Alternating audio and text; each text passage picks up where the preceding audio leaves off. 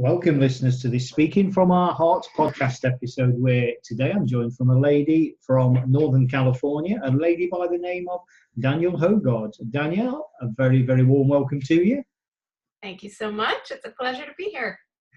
And today we had a brief chat, Danielle, off air, and apparently you'd like to talk to us about what does intimacy mean to you?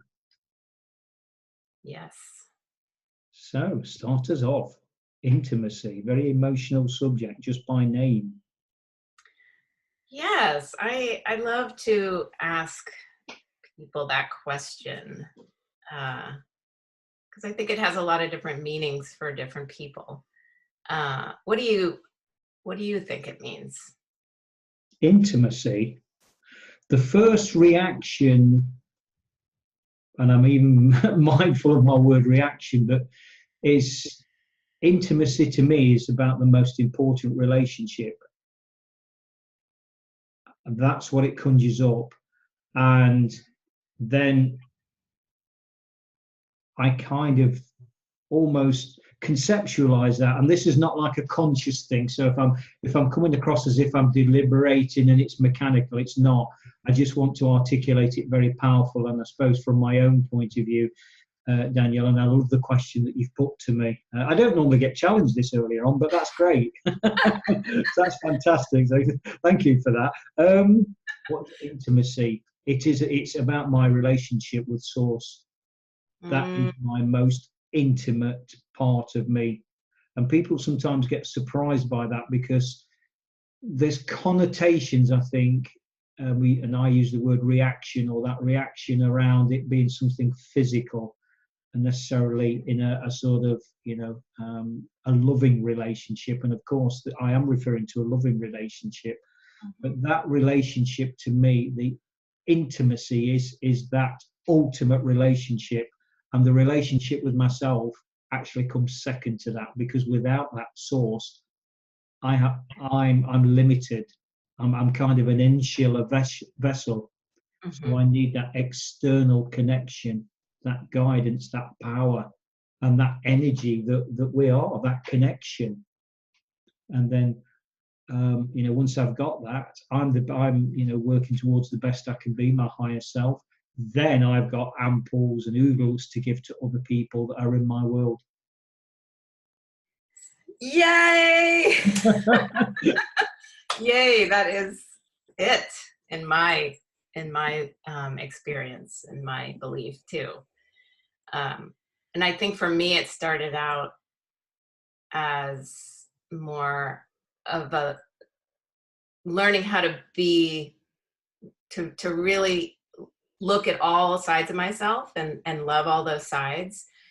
So I think too that, yes, like you said, intimacy, a lot of people look at it as how we relate to our partner.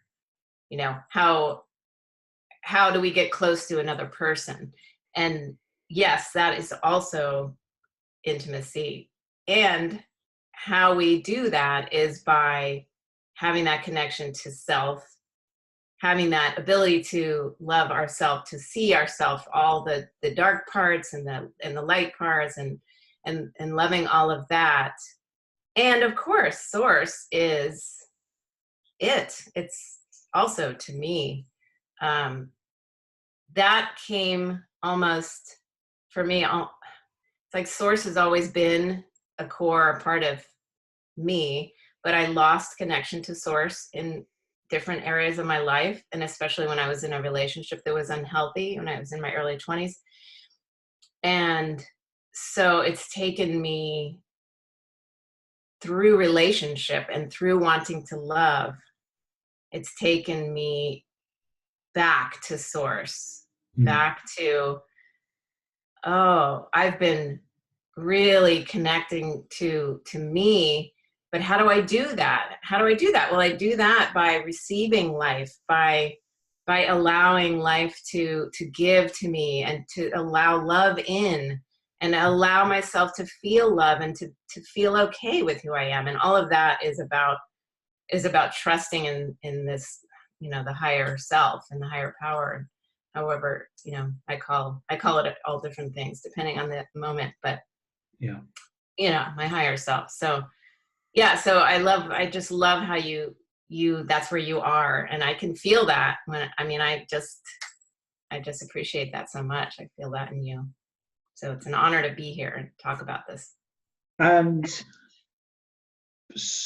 I often simplify that by, we've all got different learning modalities, and sometimes what I do with that one is offer a concept of a simple funnel.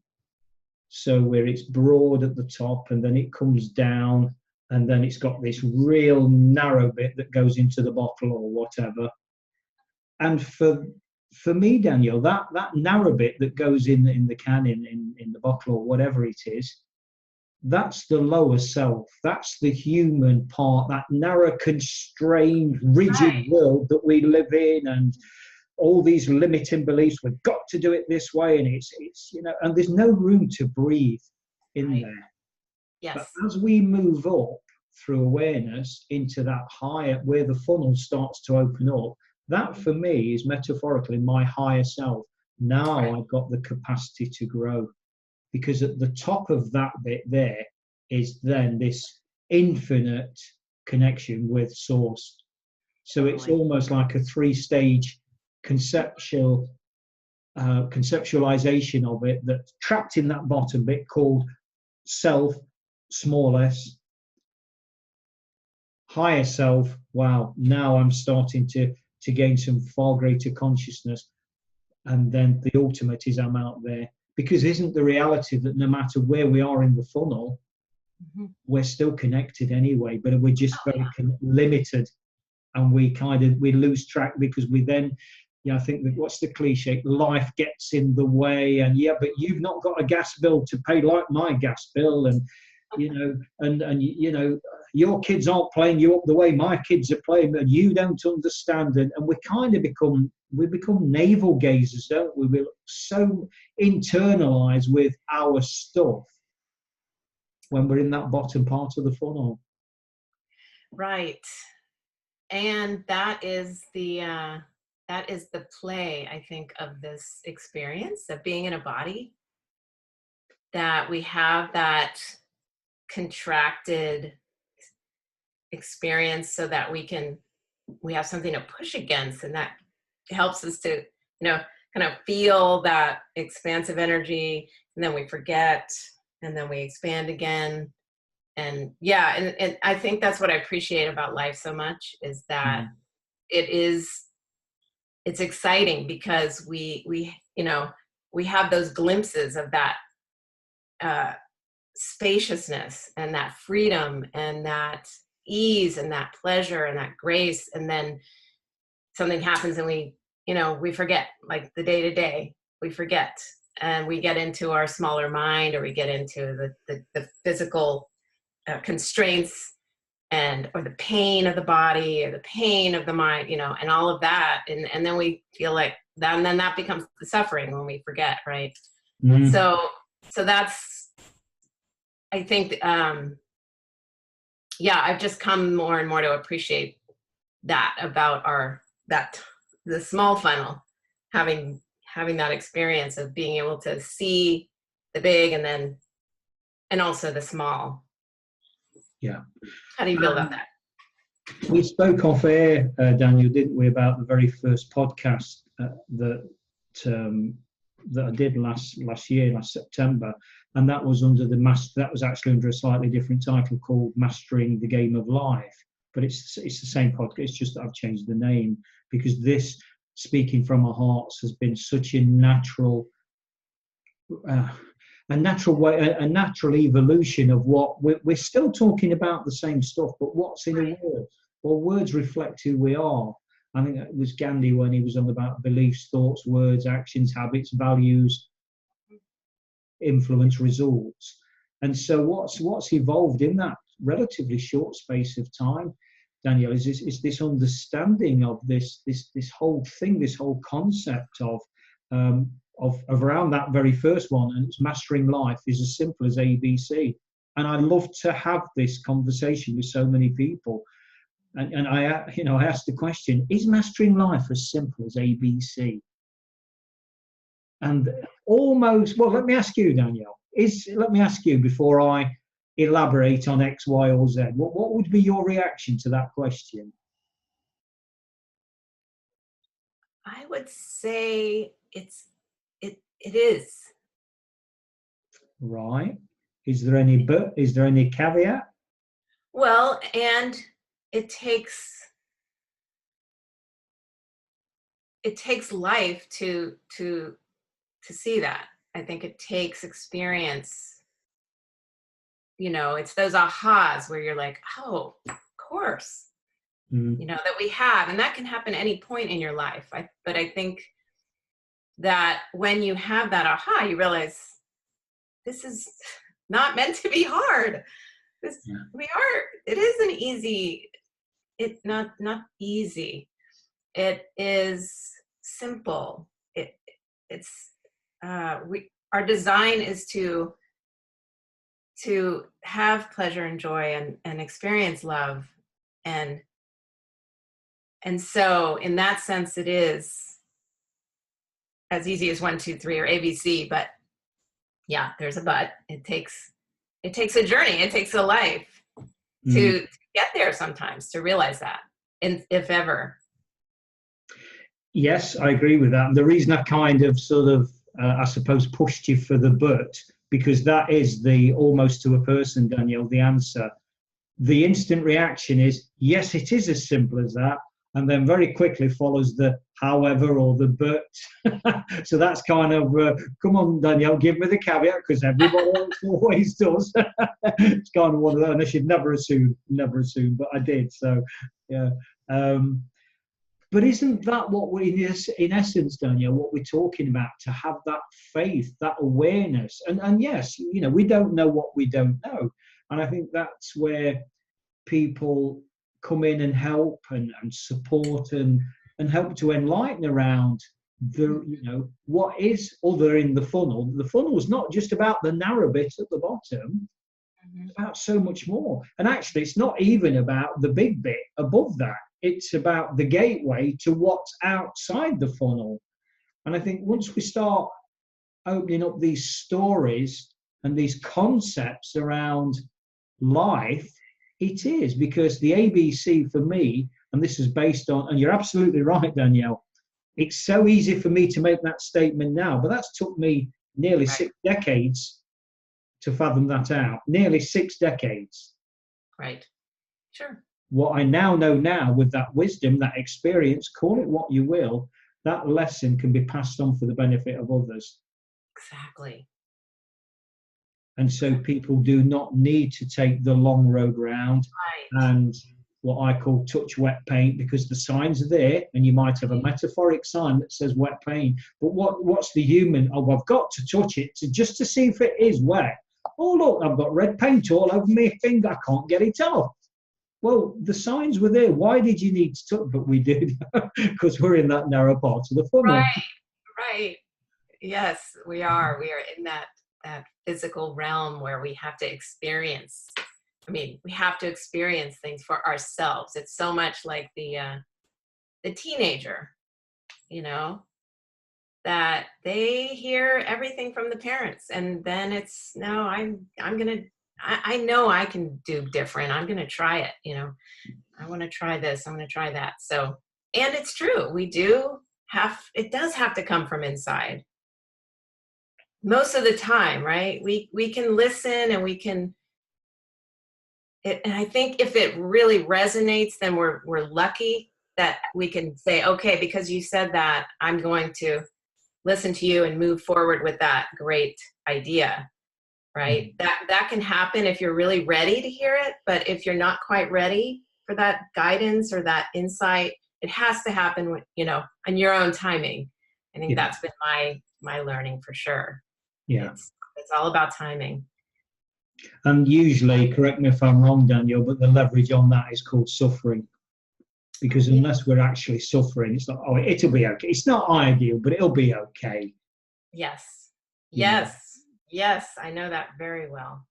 But I think it's Robbins that says, about the power of leverage of pain. I mean, I'd kind of challenge that because I think pain can be good, but I think it's Oh yeah.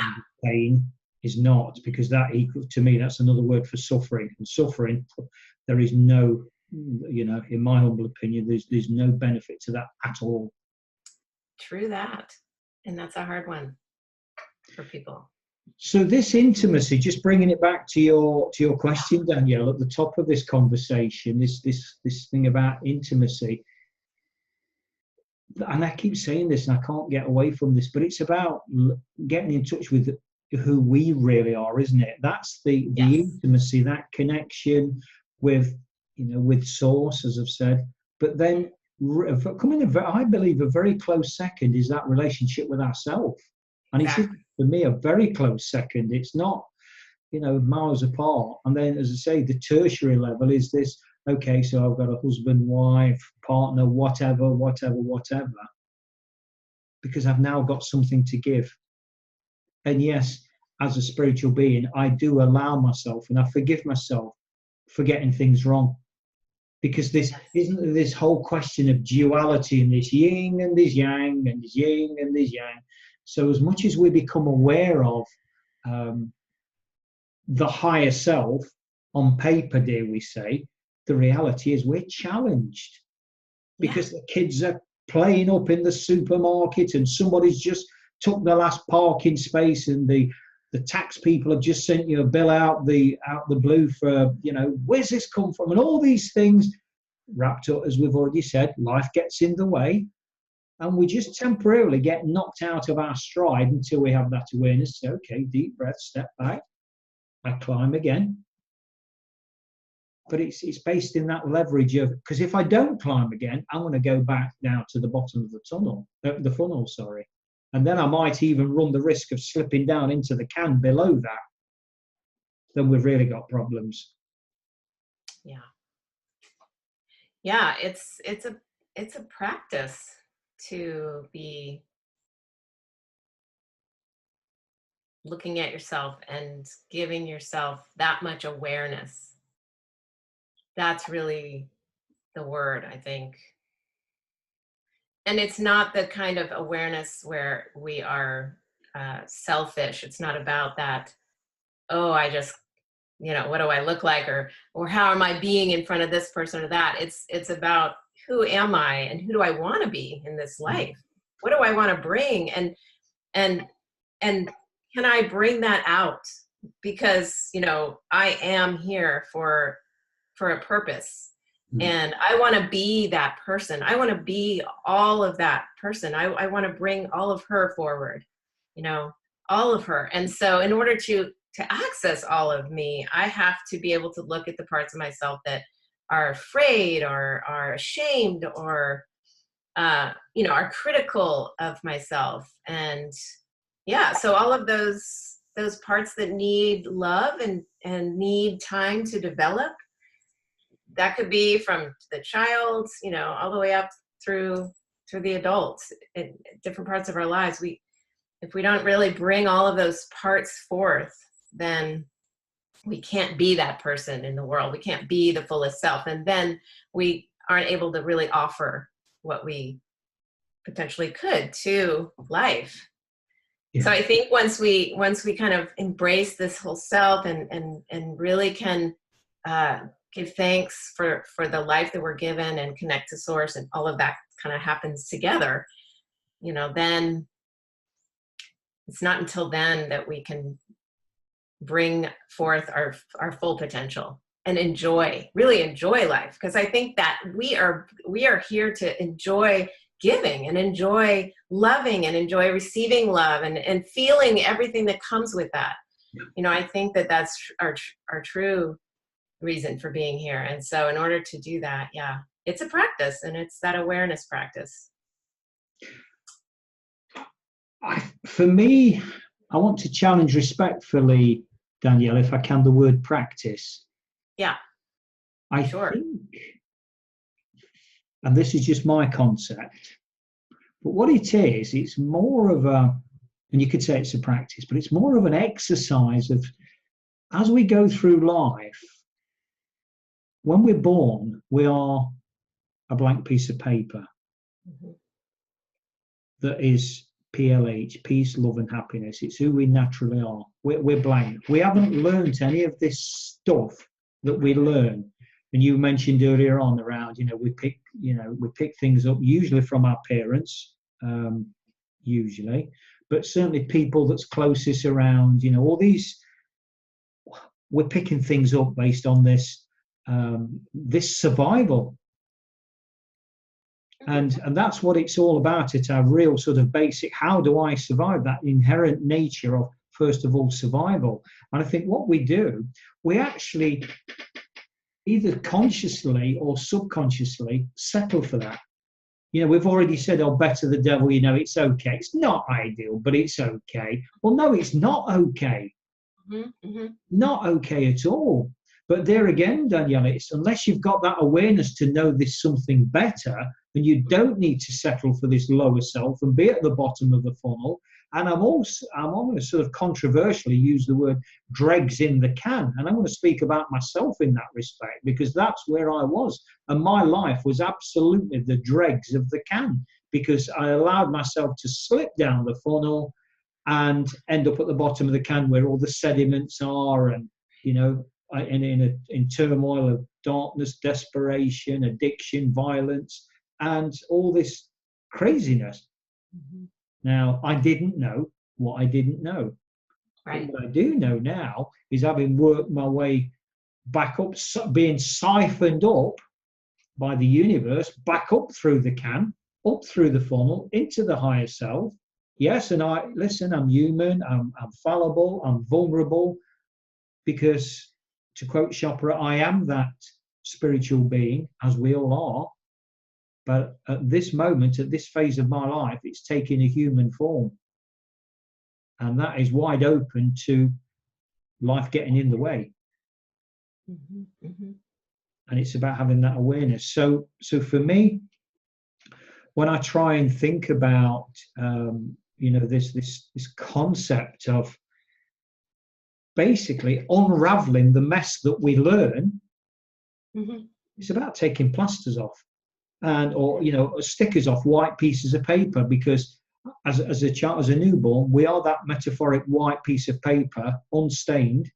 And then what happens is somebody will scribble, come along and scribble, and as we go through life, it'll end up looking like this. Look, a right mess.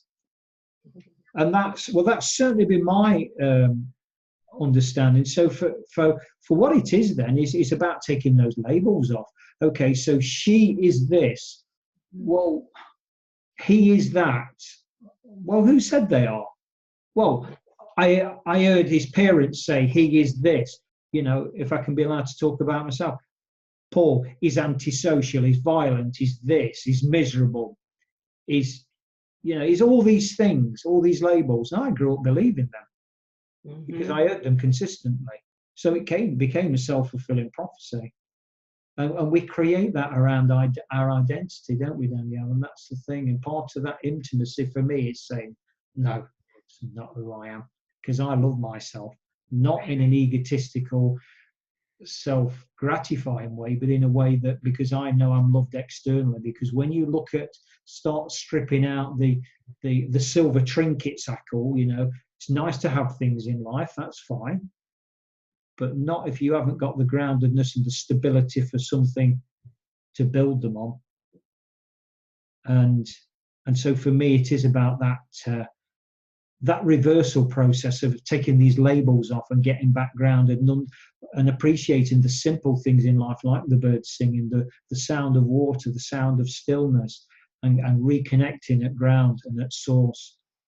And people think sometimes that, when I go back to where I've come from, the area that I come from in the UK, Daniel, people think I've absolutely lost my marbles speaking like this. And I'll just say, look, it's very simple. We all have choices. I could have stayed in that world of darkness, despair. I could have stayed in the bottom of that can, let alone the bottom part of the funnel. But what I have now, I have peace, I have happiness, and I have love. It's been a conscious choice. And that connection to source has given me that. And that's something that's there for all of us. And that, for me, just to go back to the top of the conversation, Danielle, is my most intimate aspect of life, bar none. Yes, I love that. Beautiful. Yeah, and back to the word practice, right? I use that word just because, well, I have a background. I'm a yoga teacher, so we call it a practice, right? You come back to your mat, and it's always different. Your body is going to be where it is that day. Your mind's going to be where it is that day, and there's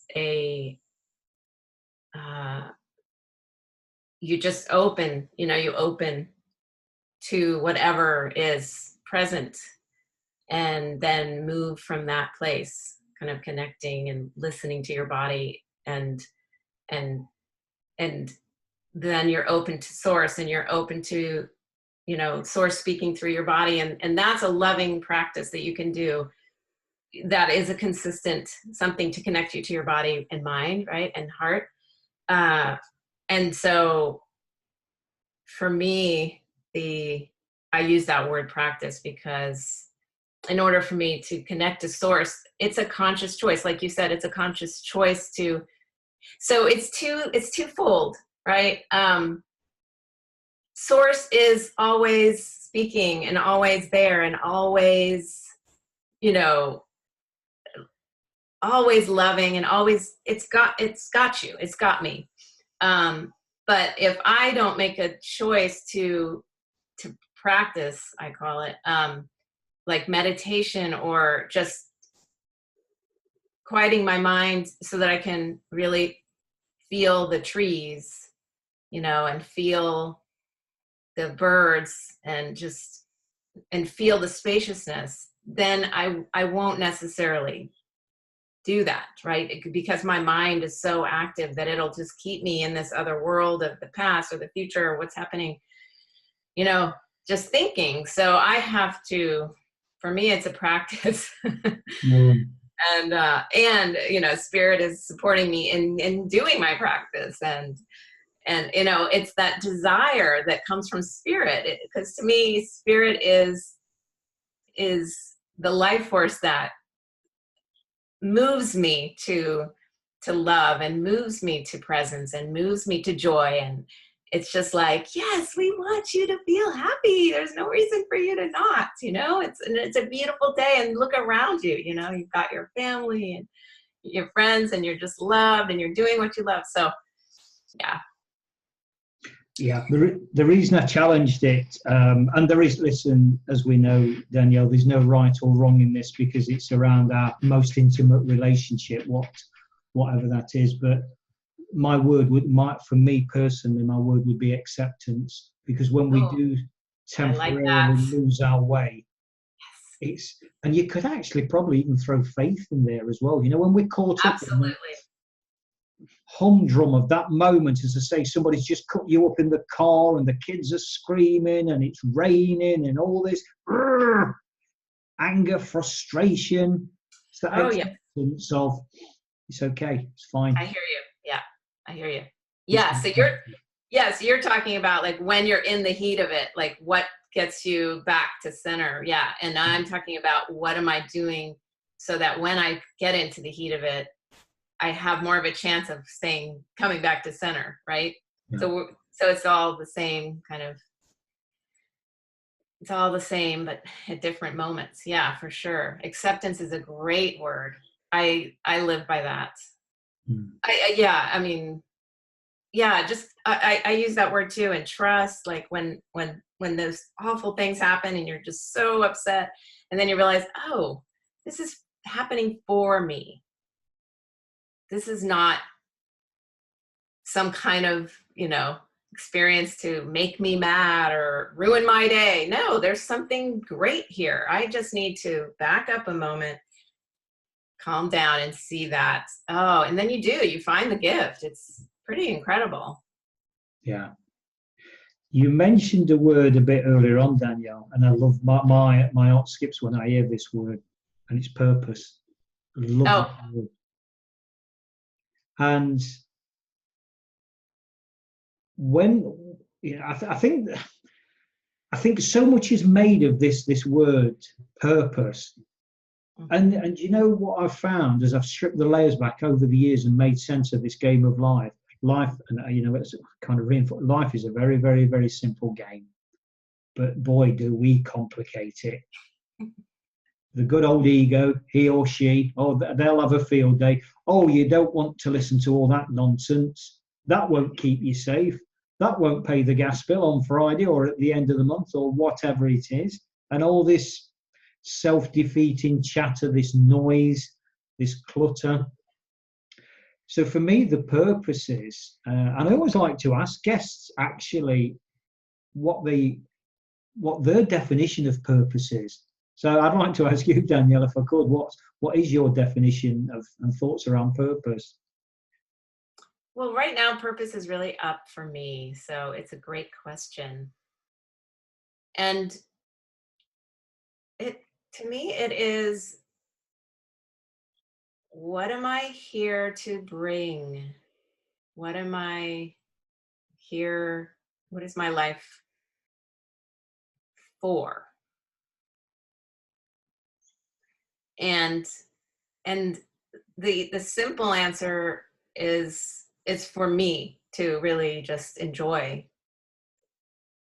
And then part of that enjoyment might be that I, support other people in opening their hearts and loving themselves and loving each other in relationship. But it's foremost, my purpose is to take everything that I am given, which is this amazing life, and enjoy it. Yeah. I love what you've said there, because I've developed a concept called the 3 pillars of life. And the first pillar is called purpose. In other words, a reason to get out of bed in the morning. Give me a reason to get out that bed in the morning. And I had a reason to get out of bed in a former life, Danielle. It wasn't a very good one, because it was called fueling an addiction. So if you can drink for 3 months round the clock, I'll drink for 4. If you can do 4, I'll do 5. If you've got a black cat, I've got 6 black cats. If you've got 6, I've got 10. That was my purpose. I needed, going into Robbins' 6 human needs, I needed significance. I needed my basic certainty, which I controlled. The drinking gave me the certainty. I got the uncertainty because when I had too much to drink, I didn't know what I was going to do, say, or how I was going to behave. I got the significance because I got brave, or my insecurity, my vulnerability that I was carrying from my childhood as a result of behavior from my stepfather towards me and my mother. I was carrying that. So I was able to masquerade that by wearing this mask of who I really was. And the love and connection element, I'd got the connection because I fancied myself as a bit of an opera singer, which when I'd had too much to drink, I'd got the courage to then sing like an opera singer. The growth, I even got growth out of it, because my pattern, Danielle, was very much that I would drink round the clock for, say, 3 months, or in the early days, 6 months, and then I would cut it dead and it would be 6 months off. And when it was 6 months off, I would make up for lost time. It's like, right, this was my story, the script that I fed myself. Right, you owe life 6 months now. You owe life 6 months or 3 months or whatever it was, because I got off the bus and I just kind of thrown life away. That's right. Okay. Now the pulling the back, the mental side of it, call it the ego. Right. He's right. Okay. Let's get back at the top. So I'd train hard. I'd achieve. I'd get myself into good relationships, only to sabotage it all again. So it was like black, white, black, white. There was never any grey. There was never any stability. So, but what I'm saying is, through the intimacy of my relationship with alcohol, my dependency, it was a very intimate relationship. When we talk about, to put it in our context, Daniel, and sometimes people struggle to say, how can, well, it nearly destroyed you. Yeah, and it did nearly destroy me on more than one occasion, literally, but it didn't. And that's where the faith comes in, to know that personally for me, in terms of my own purpose, to be able to reach out to people that are experiencing similar, I've got to have walked in those shoes rather than read it in a book. And I think as warriors, as spiritual warriors on this beautiful planet, that's why we go through the experiences we do, to say, okay, I've come through the other side. Now I know, and I've already shared that it took me nearly 60. I'm nearly 60 now. It took me certainly the best part of 4.5, if not 5 decades, to learn these simple lessons. And then the contribution, when I was in one of my white abstinence phases, I would do massive things for charities, and then I'd just throw everything away again, because I had deservedness issues. I had basically my head was upside down because of the behaviour and everything that I'd learned. Right. So we talk about intimacy, Danielle, and I think we can put it in an everyday simple context like that, can't we? Rather than maybe, just maybe, and I'm really interested in your thoughts around this. When we mention that word intimacy, do people kind of just jump in and think you're talking about a personal relationship normally? Yes. Yeah. Oh, right away. Yeah. Mm. Yeah, because I think that's where we kind of miss the point, and why there's such issues in relationship. It's because we think other, and right away we are judging and afraid, and we're not connected. We're disconnected. As soon as we start to think about relationship, it's like, oh my gosh, what's he going to think of me, or what's she going to think of me? And then all of the things that you judge yourself for come up to the surface, and then you lose the intimacy right away, because of course you want to hide all of that. So you're not going to be honest when you're talking, or, meeting someone. You want to show this other side that is the good side. And then you just hope that they never see the bad, and maybe you get married that way. Right. Mm. And then of course you can never not be who you are. So these things show up in ways that they're not even controlling.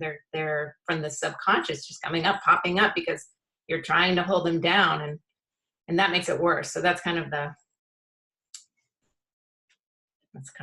where I think we need support, is coming back to the intimacy is that you with you, and then you can bring your full self to the other. And that's the only way you can love, because if you're loving all of yourself, the parts that you used to judge, then when they have their stuff come up, the parts that maybe you would have judged before, you probably are going to have a lot of compassion for that. Just like you were speaking of, when you experience these things, these challenges, then you have compassion. You know what that person's going through. You can connect on a human level, and you get that we're not perfect, right? And it's so much easier to say, hey, it's okay. I know that that's not about me. It's just something that's coming up that's and we can hold space for that. Yeah. But I suppose unless you've done that inner work, Danielle, you haven't got the emotional strength Exactly to be able to sustain those kind of in that initial reaction of, well, why are you picking on me? Why is it my fault? And then, you find yourself justifying, defending, and it's a bit like a dog chasing its tail, and it just goes round and round and round, doesn't it? Yes. And I also just want to say that it's not to say that we have to have done all that work and to have a relationship. We don't have to be, all aware and loving ourselves already. We can do that in relationship. I did that. That's how I did it. So I'm in a 25-year relationship, and that's where I grew up and learned how to love myself and to move through all of those stages, those uncomfortable, really, really uncomfortable stages, to now where it's so much, it's just bliss most of the time, honestly. right? And really now my partner are only dealing with our own, whatever our own stuff is with ourselves, and rarely becomes something between us. So, but we needed each other to do that work. Yeah. Sometimes that's how it is. It's not always, right? Obviously, lots of people go through most of their life without a partner and do that work, and then they get into a relationship. So it just depends. But I just wanted to clarify that. I didn't want to make it sound like you have to be here before you have a relationship. No, you can be wherever you. I hear you on that, Danielle, but I think also, and I'm certainly not justifying this, I think there's the other side of the coin, that when you are on that path of healing, for want of a better general term, if your partner or people close to you are not on that path, that can be extremely difficult then. You know, there's got to be this dance, hasn't there, that, okay, listen, this is the bottom line. This is my level of awareness now. And it might be, as it was in my case, at the bottom of the can. But that's where we're starting from. Right. Yes. And that's a good, I'm so glad you said that, because my husband and I, when we were considering being in a longer term relationship, we were both at the same place of our intention, which was to grow as individuals. And we were both, in the healing field. And it was just like, okay, if we're going to do this, it's our premise is that we allow each other to grow and to become the best people that we are. And if that takes us apart, then that's, so be it. But that's the primary thing. And that, I think that freedom and that intention has given us this amazing relationship, which is why it's so long lasting, because it's, it's like you're choosing that every day.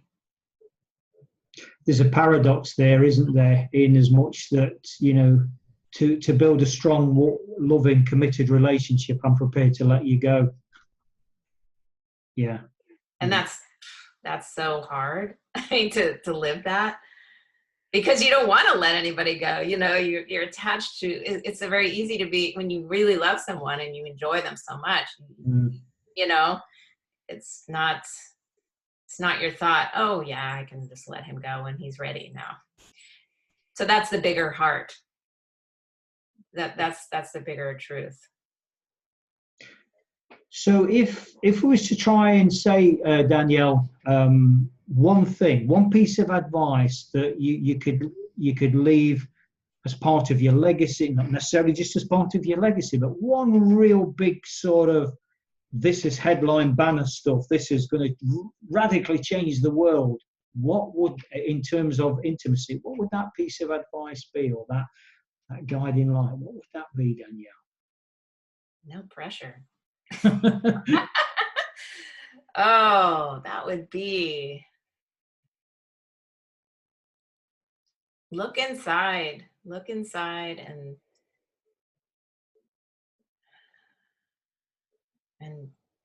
be with the love that you are in any way possible, and then bring that, let that expand, and let that be what guides you.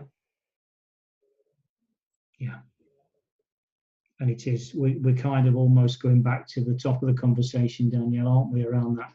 And it's not a structured hierarchy, but that kind of pyramid of, others, self, source.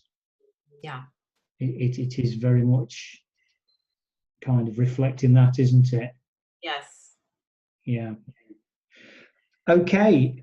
Danielle, is there anything that you want to, as we draw to a close, is there anything that you want to ask me or put me on the spot around? I did that first thing, didn't I? You did do that. You got off to a flyer. I mean, let's keep the momentum going. Why don't you?